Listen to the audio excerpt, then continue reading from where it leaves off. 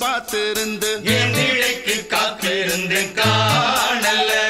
மணி 7 8 ஆன பின்னும் ஊரடங்கி போன பின்னும் சோறு தண்ணி வேணும்னு தோணல.